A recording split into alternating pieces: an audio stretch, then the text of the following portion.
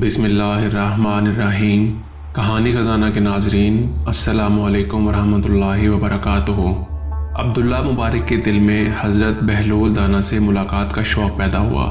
کسی نے بتایا کہ وہ صحرا میں ملیں گے۔ عبداللہ صحرا کی جانب روانہ ہوا۔ ایک جگہ اس نے حضرت بہلول کو دیکھا کہ ننگے سر ننگے پاؤں یاہو یاہو پکار رہے ہیں۔ وہ قریب گیا اور سلام کیا۔ بہلول نے سلام کا جواب دیا۔ عبداللہ مبارک بولا، یا شیخ، مجھے کچھ نصیحت کیجیے۔ مجھے بتائیے کہ زندگی کو گناہوں سے کس طرح پاک کروں، اپنے سرکش نفس سے کس طرح بازی لے جاؤں اور کیوں کر راہ نجات اختیار کروں۔ حضرت بہلول دانا رحمۃ اللہ علیہ نے سادگی سے کہا، بھائی، جو خود عاجز و پریشان ہے اس سے کوئی دوسرا کیا امید رکھ سکتا ہے؟ میں تو دیوانہ ہوں، تو جا کر کسی عقل مند کو تلاش کر جو تیری فرمائش پوری کر سکے۔ عبداللہ نے سینے پر ہاتھ رکھا، بہلول، اسی لیے تو یہ ناچیز آپ کی خدمت میں حاضر ہوا ہے کہ سچی بات کہنے کی جرت تو صرف دیوانے ہی رکھتے ہیں۔ حضرت بہلول رحمۃ اللہ علیہ نے اس کی بات کا کوئی جواب نہیں دیا اور خاموش ہو گئے۔ عبداللہ منت و خوشامد کرنے لگا۔ جب اس نے بہت مجبور کیا تو حضرت بہلول رحمۃ اللہ علیہ بولے، عبداللہ، میری 4 شرطیں ہیں، اگر تم قبول کر لو تو میں تمہیں راہ نجات دکھا دوں گا۔ عبداللہ نے کہا، مجھے منظور ہے، 4 کیا؟ میں آپ کی 4000 شرطیں ماننے کو تیار ہوں۔ عبداللہ نے بے صبری سے کہا، تو پھر سن۔ حضرت بہلول رحمۃ اللہ علیہ کہنے لگے، میری پہلی شرط یہ ہے کہ جب تو کوئی گناہ کرے یا خدا کے حکم کی نافرمانی کرے تو اس کا رزق بھی مت کھا۔ عبداللہ گھبرایا، یہ کس طرح ممکن ہے کہ کوئی خدا کا رزق نہ کھائے؟ بہلول بولا، تو پھر عقل مند آدمی خدا کی بندگی کا دعویٰ بھی نہ کرو۔ یہ کہاں کا انصاف ہے کہ جس کا کھاؤ اسی کی نمک حرامی کرو؟ عبداللہ نے اعتراف کیا، آپ سچ فرماتے ہیں، دوسری شرط بیان کیجیے۔ دوسری شرط یہ ہے کہ جب تو کوئی گناہ کرنا چاہے تو خدا کی زمین سے نکل جا، کہ یہ دنیا تو خدا کی ہے۔ بہلول نے کہا، اوف خدایا، یہ شرط تو بالکل ہی ناقابل عمل ہے، زمین کے سوا بندہ کہاں رہ سکتا ہے؟ عبداللہ مبارک چلایا۔ حضرت بہلول بولے، عبداللہ، اتنا پریشان کیوں ہو رہا ہے؟ کیا تجھ میں ذرا برابر بھی انصاف نہیں ہے؟ کیا تیرے خیال میں یہ صحیح ہے کہ بندہ جس کے ملک میں رہے، جس کا رزق کھائے اور جس کی بندگی کا دعویٰ کرے، اس کی نافرمانی بھی کرے؟ عبداللہ نادام ہوا۔ بہلول، بے شک آپ نے سچ فرمایا، اب تیسری شرط بھی بیان کیجیے۔ حضرت بہلول بولے، بھائی، تیسری شرط یہ ہے کہ جب تو کوئی گناہ کرنے کا ارادہ کرے یا خدا کی نافرمانی کرنا چاہے تو کسی ایسی جگہ پر جا کر جہاں خدا تجھے نہ دیکھ سکے، نہ ہی تیرے حال سے واقف ہو۔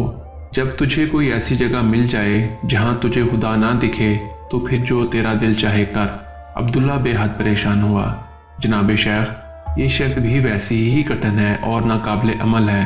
خدا تو حاضر و ناظر ہے، وہ عالم الغیب ہے، وہ سب کچھ جانتا ہے اور دیکھتا ہے، تو پھر ایسی کون سی جگہ ہے جو اس سے پوشیدہ اور اوجل ہے؟ تو عبداللہ، جب تو یہ جانتا ہے کہ وہ حاضر و ناظر ہے تو پھر کیا کسی بندے کو زیب دیتا ہے کہ وہ خدا کی زمین پر رہے، اس کا رزق کھائے، اس کے سامنے ہی اس کی نافرمانی کرے اور پھر بھی اسے بندگی کا دعویٰ ہو؟ حالانکہ اللہ تعالیٰ قرآن پاک میں فرماتا ہے، یہ خیال نہ کرو کہ اللہ اس عمل سے غافل ہے جو ظالم کرتے ہیں۔ عبداللہ نے پشیمانی سے کہا، بہلول، میں لاجواب ہوں، اب آپ اپنی چوتھی شرط بیان کریں۔ حضرت بہلول کہنے لگے، چوتھی شرط یہ ہے کہ جس وقت ملک الموت اچانک تیرے پاس آئے تاکہ خدا کے امر کو پورا کرے، تیری روح قبض کر کے لے جائے، تو اس گھڑی ملک الموت سے کہنا، اے ملک الموت، ذرا ٹھہر، میں اپنے عزیزوں سے رخصت ہو لوں اور وہ توشہ اپنے ساتھ لے لوں جو آخرت میں میری نجات کا سبب ہو، پھر تو میری روح قبض کرنا۔ ملک الموت کب کسی کو مہلت دیتا ہے شیخ؟ یہ آپ نے کیسی کڑی شرط لگا دی؟ عبداللہ مبارک نے فریاد کی، تو پھر اے دانشمند، اس دیوانے کی بات سن۔ جب تو جانتا ہے کہ موت سے کسی کو فرار نہیں، ملک الموت کسی کو مہلت نہیں دیتا، گناہوں کے بیچ کسی وقت بھی ملک الموت سامنے آ کھڑا ہوتا ہے، پھر ایک سانس کی بھی مہلت نہیں ملتی، جیسا کہ اللہ تعالیٰ نے فرمایا ہے، جس وقت موت آئے گی تو نہ گھڑی بھر کی دیر ہوگی نہ جلدی۔ تو اے عبداللہ، تو کب غفلت سے ہوشیار ہوگا؟ دیکھ، غرور سے دور رہ اور آخرت کی فکر کر، لمبا سفر سامنے ہے اور عمر بہت مختصر ہے۔ جو کام اور عمل آج ہو سکتا ہے وہ آج ہی کر لو، کیا خبر تو کل کو نہ دیکھ سکے۔ جو وقت ہاتھ میں ہے وہی غنیمت ہے۔ اعمال خیر کی صورت میں آج ہی آخرت کا توشہ اپنے ہمراہ لے لے، ایسا نہ ہو کہ کل پچھتانا پڑے۔ عبداللہ کا سر جھکتا چلا گیا اور اس کی زبان بند ہو گئی۔ بہلول نے کہا، عبداللہ تم نے خود ہی مجھ سے نصیحت کرنے کی فرمائش کی تھی جو تمہیں راہ نجات دکھا دے، تم نے اب سر کیوں جھکا لیا؟ تمہاری زبان پر تالا کیوں پڑ گیا؟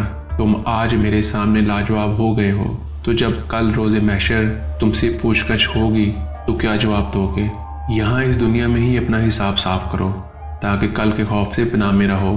عبداللہ نے جھکا ہوا سر اٹھایا اور سچائی سے بولا، جناب شیخ، میں نے آپ کی نصیحت کو دل و جان سے سنا ہے اور اسے حرز جان بنا لوں گا۔ آپ نے مجھے اپنا مرید بنا لیا ہے، لوگ تو آپ کو یوں ہی دیوانہ کہتے ہیں، ورنہ کون نہیں جانتا کہ آل محمد صلی اللہ علیہ وآلہ وسلم کی صحبت اور محبت نے آپ کو ایک عظیم بزرگ بنا دیا ہے۔ آپ پاگل نہیں، آل محمد کے دیوانے ہیں۔ حضرت بہلول رحمۃ اللہ علیہ نے اپنی گدڑی اٹھائی اور یہ کہتے ہوئے چل پڑے، بندے کو لازم ہے کہ جو کچھ کرے خدا کے حکم سے کرے اور جو کچھ کہے سنے خدا کے حکم سے، کیونکہ وہ بندگی کا دعویٰ رکھتا ہے اور خود کو خدا کا بندہ کہتا ہے۔ اللہ کریم سے دعا ہے کہ وہ ہمیں اپنا اور اپنے پیارے حبیب صلی اللہ علیہ وآلہ وسلم کا عشق عطا فرمائے، آمین یا رب العالمین۔